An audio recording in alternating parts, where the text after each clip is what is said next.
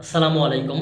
আমি মোহাম্মদ ফজলুল হক, প্রভাষক তথ্য যোগাযোগ প্রযুক্তি বিভাগ, জামালপুর কলেজ। আমি আজকে অনলাইন ক্লাসে অধ্যায় 2 নিয়ে আলোচনা করব। অধ্যায় 2 হলো ডাটা কমিউনিকেশন এবং কম্পিউটার নেটওয়ার্কিং। এর ব্যান্ডউইথ যে পোর্শনটা আছে, অর্থাৎ ডাটা কমিউনিকেশন স্পিড অথবা ডাটা কমিউনিকেশনের গতি, এটা নিয়ে আলোচনা করব। এটা নিয়ে আলোচনা করার সময় আমার একটু কথা বলতে হবে। আমি যখন একটা তথ্য এক স্থান থেকে কোনো স্থানে পাঠাবো, কত সময়ে তথ্যটা এক স্থান থেকে কোনো স্থানে যাবে, সেটার গতিকে বলা হয় ডাটা কমিউনিকেশন স্পিড অর্থাৎ ব্যান্ডউইথ। অর্থাৎ দুইটা ডিভাইস যদি কাছাকাছি থাকে তখন সেটা গতি বাড়বে, দূরে থাকলে গতি কমবে। আপনি মনে করেন আপনার মোবাইল থেকে শেয়ারিংয়ের মাধ্যমে একটা তথ্য আরেকজনে পাঠাচ্ছেন, সে রিসিভ করতেছে। অর্থাৎ দুইটা দূরত্ব যদি কাছাকাছি থাকে একটু তাড়াতাড়ি যাবে, দূরত্ব বেশি থাকলে যাবে না। অর্থাৎ শেয়ারিং কী করে, হটস্পট এবং ওয়াইফাই দিয়ে কাজ করে, অর্থাৎ ব্লুটুথ সিস্টেমে কাজ করে। ব্লুটুথ সিস্টেম সাধারণত 100 মিটার পর্যন্ত ওভারকাম করতে পারে। অর্থাৎ আমি যে টপিকটা আলোচনা করতেছি সেটা হলো কি, এক স্থান থেকে অন্য স্থান তথ্য আদানের স্পিড। মনে করেন এ নামক একটা স্থান, এখান থেকে একটা তথ্য বি নামক স্থানে যাব, তাহলে এই যে যাওয়ার যে হার সেটা হবে ব্যান্ডউইথ। অর্থাৎ এক স্থান থেকে অন্য স্থানে তথ্য আদান প্রদানের হারকে ব্যান্ডউইথ বলা হচ্ছে। অর্থাৎ এক স্থান থেকে অন্য স্থানে তথ্য আদানের গতিকে ব্যান্ডউইথ বলা হচ্ছে। অর্থাৎ কমিউনিকেশনের গতিকেই ব্যান্ডউইথ বলা হচ্ছে। কিসের গতিকে? কমিউনিকেশন গতিকে। এখন আমি যদি বলি ব্যান্ডউইথ হলো কি, এ থেকে বিতে যে তথ্যগুলো যাচ্ছে সেটা হলো ব্যান্ডউইথ। আপনি ইন্টারনেটের মাধ্যমে ব্যান্ডউইথ জাস্টিফাই করতে পারেন। মনে করেন আপনি এখানে বসে রয়েছেন, পাশাপাশি আরেকজন বসে রয়েছে, তাহলে যখন আপনি 3G অথবা 2G ব্যবহার করছেন, আপনি হাই মেসেজ দেওয়ার পরে 1 সেকেন্ড পরে তার কাছে চলে যেত। অর্থাৎ তখন তথ্য সঞ্চারের গতিটা কম ছিল।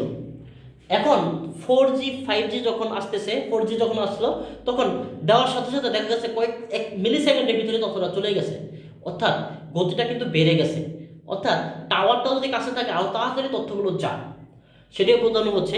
অর্থাৎ টাওয়ার ঘুরে তো তথ্যটা আসবে, সেটাই বলা হচ্ছে এখানে। এ থেকে বি স্থানে তথ্য আদান প্রদানের গতিকে বলা হয় ব্যান্ডউইথ। আমি আবার বলি, এক স্থান থেকে অন্য স্থানে তথ্য আদান প্রদানের হারকে ব্যান্ডউইথ বলে। ব্যান্ডউইথের একক অর্থাৎ বিপিএস, যার নাম হলো বিট পার সেকেন্ড। তাহলে বিপিএস বা বিট পার সেকেন্ড কাকে বলে? বিপিএস বা বিট পার সেকেন্ড হলো এক স্থান থেকে অন্য স্থানে তথ্য আদান প্রদানের হারকে বিপিএস বলে। অর্থাৎ এটা আমি ব্যান্ডউইথের সংখ্যা বিপিএস সংখ্যা একই বলতে পারি। আবার এখানে বলতে পারি এক স্থান থেকে অন্য স্থানে প্রতি সেকেন্ডে কতগুলো কতগুলো বিট ট্রান্সফার হবে, সেটাকে বলা হচ্ছে বিপিএস, বিট পার সেকেন্ড। কতগুলো বিট ট্রান্সফার হচ্ছে প্রতি সেকেন্ডে, অর্থাৎ পার সেকেন্ডে কতগুলো বিট ট্রান্সফার হচ্ছে, সেটা হলো কি বিপিএস। আর এই বিপিএসটা হলো ব্যান্ডউইথের একক, অর্থাৎ ডাটা ট্রান্সমিশনের গতির একক, অথবা কমিউনিকেশন স্পিডের একক। আমরা কমিউনিকেশন স্পিড বলতে পারি, ডাটা ট্রান্সফারের স্পিড বলতে পারি, ডাটা ট্রান্সফারের গতি বলতে পারি, কমিউনিকেশন গতি বলতে পারি। সবগুলো একই ব্যান্ডউইথ, আর সবগুলো একক কি বিপিএস। তাহলে বিপিএস কি বিট পার সেকেন্ড। এক স্থান থেকে অন্য স্থানে প্রতি সেকেন্ডে কতগুলো বিট ট্রান্সফার হবে তাকে বলা হয় কি বিপিএস। কতগুলো বিট ট্রান্সফার হবে তার হারকে বিপিএস বলে। আমি পুনরায় সংখ্যা দুটো ক্লিয়ার করতেছি। এক স্থান থেকে অন্য স্থানে তথ্য আদান প্রদানের হারকে ব্যান্ডউইথ বলে। এক স্থান থেকে অন্য স্থানে প্রতি সেকেন্ডে তথ্য আদান প্রদানের হারকে, অর্থাৎ প্রতি সেকেন্ডে, আবার একটু বলতেছি, এক স্থান থেকে অন্য স্থানে প্রতি সেকেন্ডে বিট ট্রান্সফারের হারকে বিপিএস বলে। কি বলা হয়? বিপিএস বলে। বিপিএস যখন পড়তে যাব তখন আমরা এই শব্দগুলোর সাথে সামঞ্জস্য পাবো।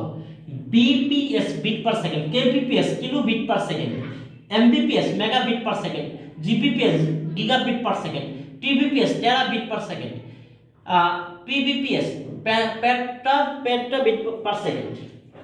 এখানে হলো কি পেটা বিট পার সেকেন্ড, পেটা বিট পার সেকেন্ড।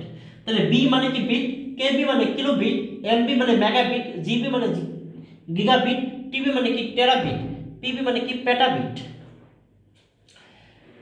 1024, প্রত্যেকটার সাথে প্রত্যেকের পার্থক্য হলো 1024 করে।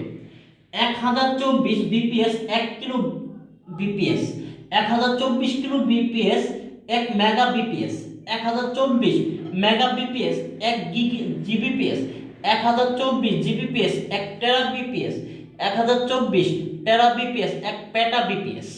অর্থাৎ প্রত্যেকের সাথে প্রত্যেকের পার্থক্য কি 1024 করে। এটা হলো ব্যান্ডউইথের যেই পোর্শনগুলো আছে সেটা নিয়ে আলোচনা। মাঝে মধ্যে পরীক্ষা আসতে পারে, একটা লোক একটা তথ্য পাঠালো, সে 3 সেকেন্ডের তথ্যটা 3 সেকেন্ড সময়ে তথ্যটা গেল এবং তথ্যটা ছিল 3900 বিটের। তাহলে তার বিপিএস কত? বিপিএস কত? অর্থাৎ বিপিএস হয় কি 1 সেকেন্ডে। অর্থাৎ এটাকে যদি 3 দিয়ে ভাগ করি 1300, কি হবে 1300 বিপিএস। অর্থাৎ এক স্থান থেকে অন্য স্থানে তথ্যটা গেছে 3 সেকেন্ডে, তাহলে 1 সেকেন্ডে কতগুলো তথ্য গেছে 1300। সো মাঝে মধ্যে 81 8100 দেওয়া থাকে, মাঝে মধ্যে 810 দেওয়া থাকে। এটা হলো আমরা কি যেটা দেওয়া থাকবে সেটার সাথে ভাগ করব। মনে করেন 9 সেকেন্ডে 8100 বিট ট্রান্সফার করছে, তাহলে কি প্রতি সেকেন্ডে 900 বিট ট্রান্সফার করছে, তার বিপিএস কি 900 বিপিএস, অর্থাৎ 900 তার গতি। কমিউনিকেশনের গতি বা ব্যান্ডউইথের শ্রেণীবিভাগ। কমিউনিকেশনের গতি বা ব্যান্ডউইথের শ্রেণীবিভাগ এটা 3 ধরনের: narrow band, voice band, broadband. Narrow band, voice band, broadband. Narrow band শুধুমাত্র শব্দ নিয়ে কাজ করে। ন্যারো ব্যান্ড শুধুমাত্র শব্দ নিয়ে কাজ করে, সেটা হলো ন্যারো ব্যান্ড। ন্যারো ব্যান্ড শব্দ ফ্রিকোয়েন্সি নিয়ে কাজ করে। ন্যারো ব্যান্ড হলো 45 থেকে 300 বিপিএস এর তথ্য পাঠানোর গতি। এখন আপনার যদি এক আস্কি কোড অর্থাৎ কোড সিস্টেমে যাই, আস্কি কোড সিস্টেমে যদি আমি আলোচনা করি, আস্কি কোডে 8 বিটে একটা অক্ষর, তাহলে যদি 45টা হয়, মনে করেন 240টাই হলো, তাহলে 30টা অক্ষর পাঠাতে পারবে প্রতি সেকেন্ডে। তাহলে তার গতি অনেক কম। সেটা সাধারণত শব্দ ফ্রিকোয়েন্সিতে কাজ করে, শব্দ ফ্রিকোয়েন্সিতে কাজ করে। যেমন পুলিশ বা অ্যাম্বুলেন্সের পাশাপাশি যোগাযোগ, যখন পুলিশ সিগন্যাল দিয়ে যায় তখন এই সিগন্যালটা আরেকটা পুলিশ বুঝতে পারে, অর্থাৎ কোন ধরনের পুলিশ আসতেছে অথবা কোন ক্যাটাগরির কোন র্যাঙ্কিংয়ে পুলিশ আসছে সেটা বুঝতে পারছে। অ্যাম্বুলেন্সের শব্দ এইগুলো হলো কি ন্যারো ব্যান্ড। ওয়াকি টকি যেই সাউন্ডটা করা হয় সেটা হলো কি ওয়াকি টকিতে কথা বলার যে সিস্টেম সেটা হলো ন্যারো ব্যান্ডের সিস্টেম। ব্লুটুথ তথ্য বলতে সেটা ন্যারো ব্যান্ড। জিগবি একটা নির্দিষ্ট স্থানে তথ্য পাঠানো হয়, একটা নির্দিষ্ট স্থানকে অনুযায়ী কাজ করে। 2 ওয়ে রেডিও, দুইজনের উপরে যে রেডিওর উপর ভিত্তি করে কাজ করে সেটা হলো কি 2টা ওয়ে, সেটা হলো কি ন্যারো ব্যান্ড। এখানে ন্যারো ব্যান্ড যে সিস্টেমে কাজ করে তাকে বলা হয় টেলিফোনিক সিস্টেম, তাকে বলা হয় টেলিফোনিক সিস্টেম। এইটা সাধারণত 300 থেকে 3400 হার্জ নিয়ে কাজ করে। শব্দ ফ্রিকোয়েন্সি 300 থেকে 3400 হার্জ নিয়ে কাজ করে, অর্থাৎ ফ্রিকোয়েন্সি একক হলো হার্জ, হার্জ নিয়ে কাজ করে।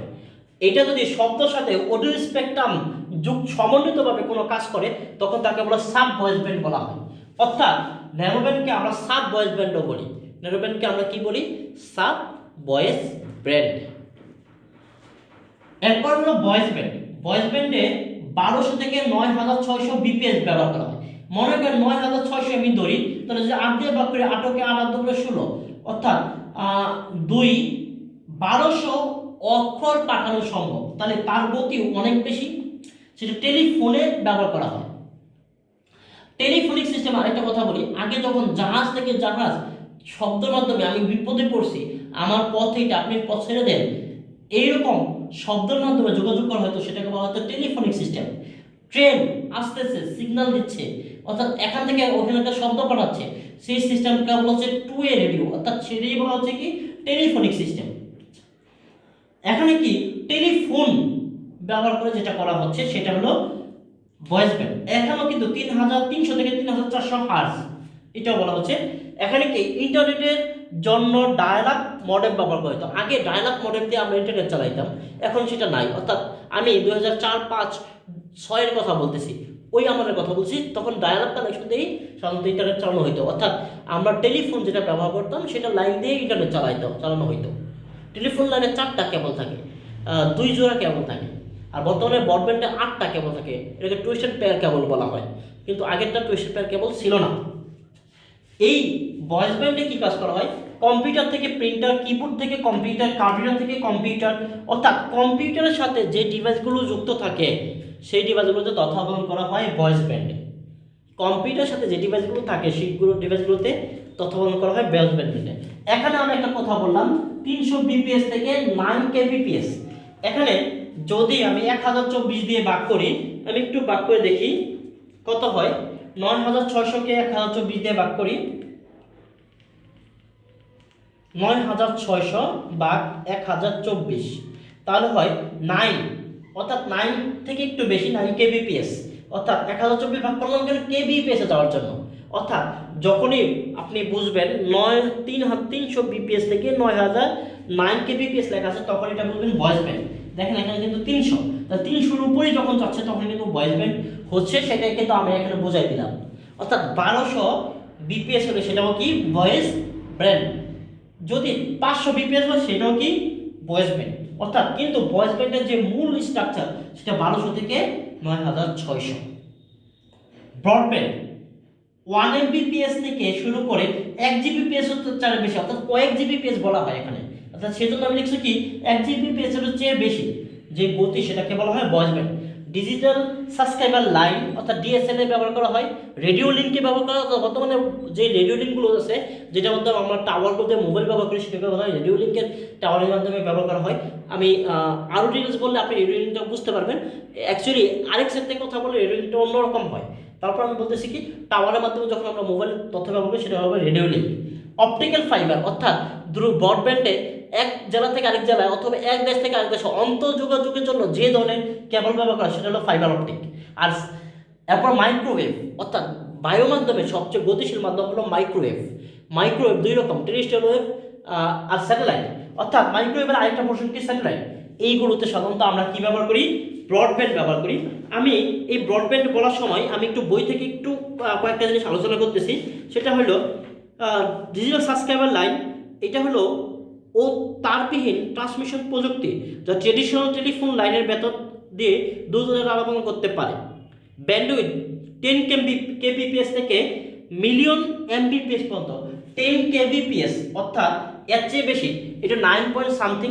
আর 10 কেবিপিএস থেকে মিলিয়নের চেয়ে বেশি, অর্থাৎ এটা অনেক বেশি হচ্ছে।